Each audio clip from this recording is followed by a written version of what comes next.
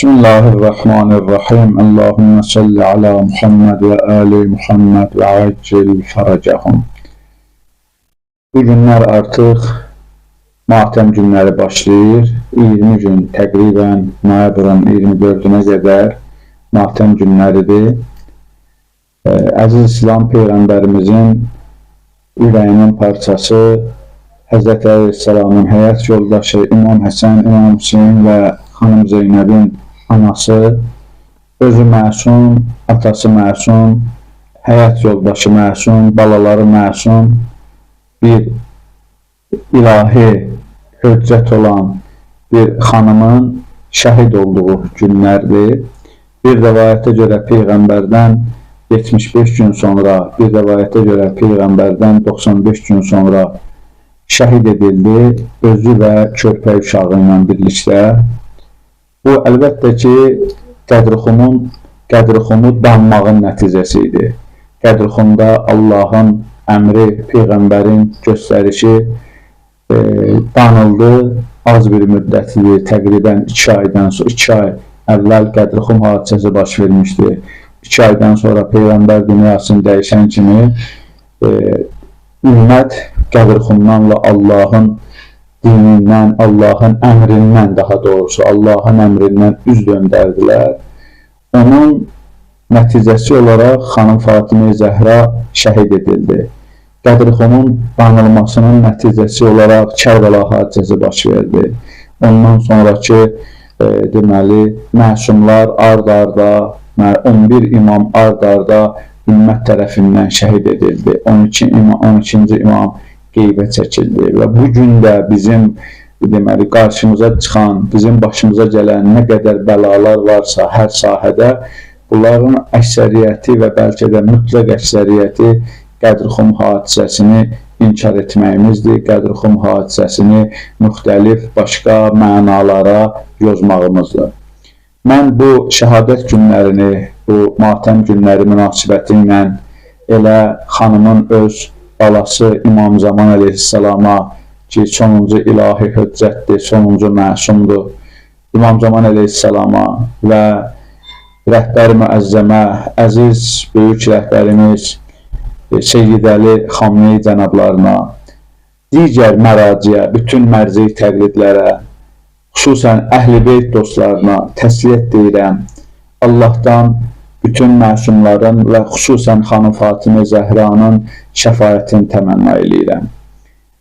Bu günlərdə mən istəyirəm silsiləvari olaraq bəzi mətləbləri sizin diqqətinizə çatdırım, mənim izləyicilərimin. Fədəklə bağlı danışacağıq. Xanım Fatimə Zəhranın ümumi deməli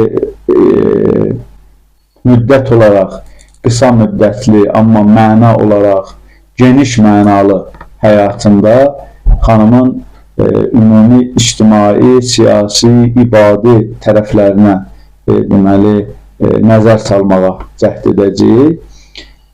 Xanımın böyük bir, yəni xanımdan bizə irs qalmış, İslam ümmətinə, bəşəriyyətə irs qalmış böyük bir xütbəsi var, adına Fədək xütbəsi deyirlər.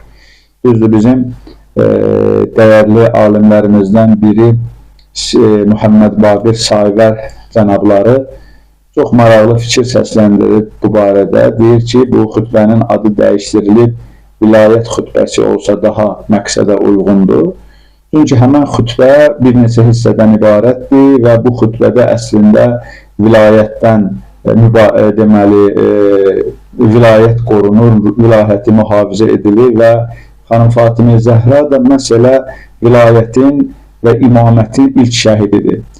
Bu barədə biz növbəti videolarda Fədək xütbəsinin haqqında danışanda, bunun birinci hissəsi, ikinci hissəsi, bu hissələrə bölüb danışanda bu mövzulara orada geniş toxunacaq. Amma Fədək ilə bağlı mən giriş olaraq bir nöqtəyə toxunmaq istəyirəm. Bəzi insanlar, bəzi müsəlmanlar iddia edirlər ki, Fədək Peyğəmbərin dövründə, Peyğəmbər vəfat eləyənə qədər Fədək müsəlmanların Peyğəmbərin əmrinin altında idi və Peyğəmbərdən sonra Əbu Bəkir gəldi hakimiyyətə, yəni daha doğrusu xəlifə oldu. Əbu Bəkir xəlifə olduqdan sonra da fədəyi deməli xanım Fatimə Zəhranın əlindən aldı. Bu bəzilərinin fikirləridir, təbii ki, yanlış bir fikirdir. Amma ümumi bütün şiə alimləri, şiə mənbələrində və bütün sünni mənbələrində də eyni zamanda deməli, nəzər bundan ibarətdir ki, İsra surəsinin 26-cı ayəsi Peyğəmbərin yaxınları üçün nazil olub. Ayə belə keçir ki, Əuzu billahi minəşşeytanirracim və ati zəl qurba haqqahu. Peyğəmbərə əmr olunur ki, sən yaxınlarına öz haqqını ver. Yaxınlarına haqqını ver. Bu ayədən sonra bütün şiə mənbələri və eyni zamanda əksər sünni mənbələri də qeyd edirlər ki, deməli, bu ayə nazil olandan sonra Əziz İslam Peyğəmbəri fədəyi xanım Fatimə Zəhraya hədiyyə elədi.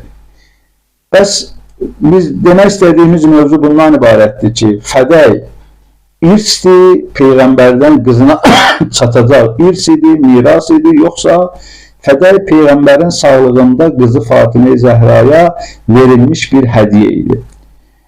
Bütün şiə mənbələrində və eyni zamanda dediyim kimi sünni mənbələrində də ayənin Peyğəmbərin qohumları ilə bağlı nazil olmasında şübhə yoxdur. Amma bəzi sünni mənbələrində qeyd olunur ki, deməli, bu ayə nazil olandan sonra ki, Allah İsra surəsində buyurdu 26-cı deməli ayə, o ayə nazil olandan sonra Peyğəmbər fədəyi hədiyyə etdi əziz qızı xanım Fatimə Zəhraya.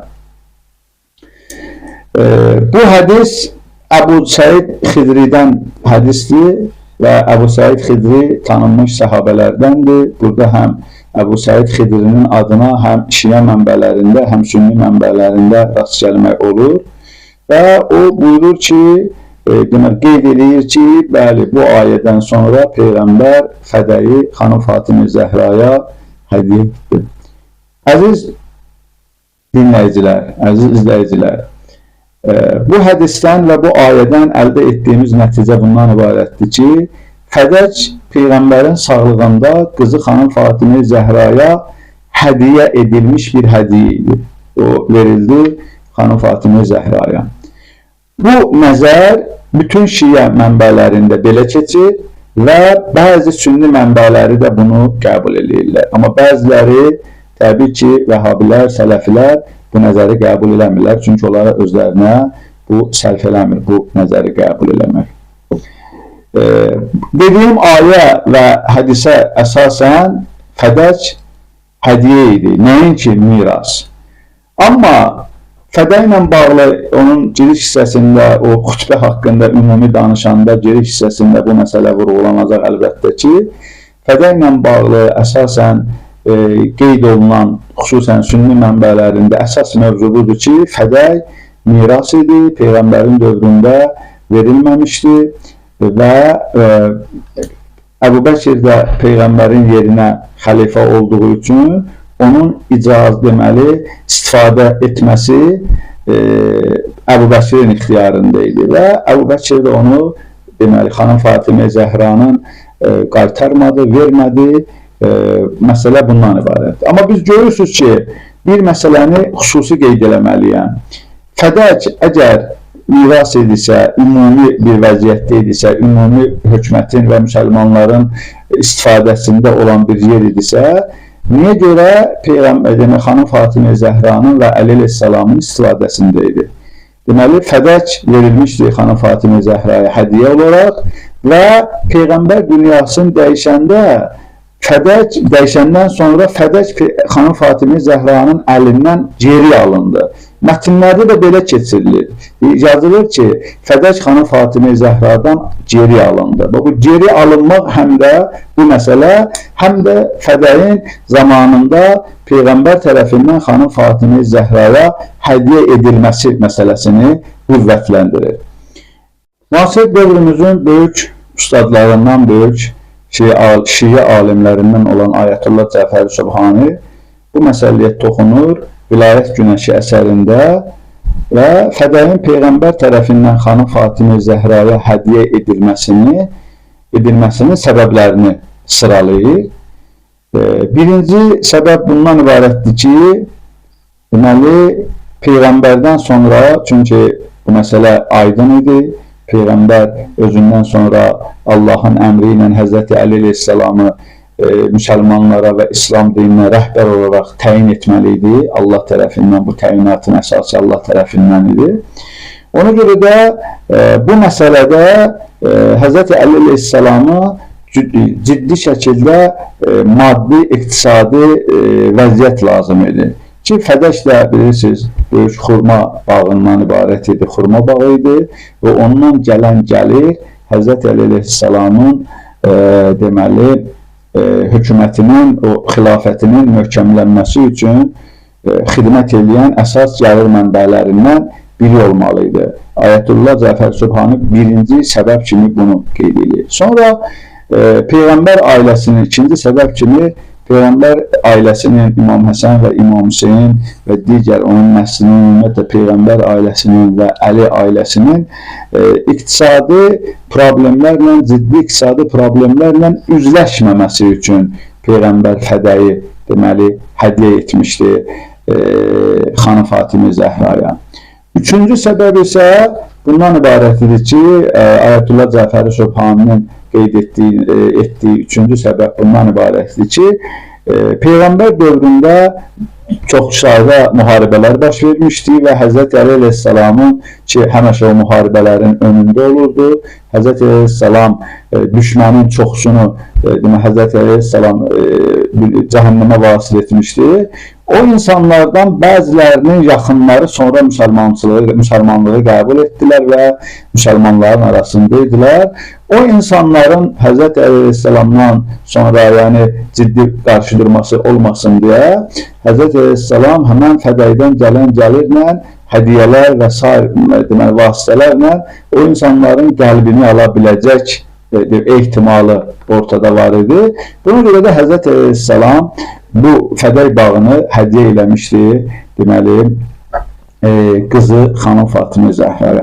Mən onu da xüsusi qeyd etməliyəm ki, fədəy bağı müharibə və döyüş qəniməti deyildi. Peyğəmbər şəri qaydalarda da belədir ki, əgər döyüş nəticəsində əldə edilmirsə o qənimətlərin deməli, bölgüsü, onun birmənalı olaraq istifadəsi Peyğəmbərə aiddir. Onun üçün döyüş nəticəsində o qənimət olaraq qalmadığına görə və Peyğəmbər onu hətta xanım Fatimə Zəhraya hədiyyə eləyəndə qeyd edirlər ki, belə cümlə də işlətdi ki, bu döyüş nəticəsində, müharibə şəraitində qənimət qalmayıb və mən bunu ona görə də burada yəni başqa kiminsə haqqı yoxdur. Başqa müharibəyə gedənlərin, mücahidlərin, döyüşçülərin heç birinin haqqı yoxdur burada və buna görə də mən bunu sənə hədiyyə eləyirəm.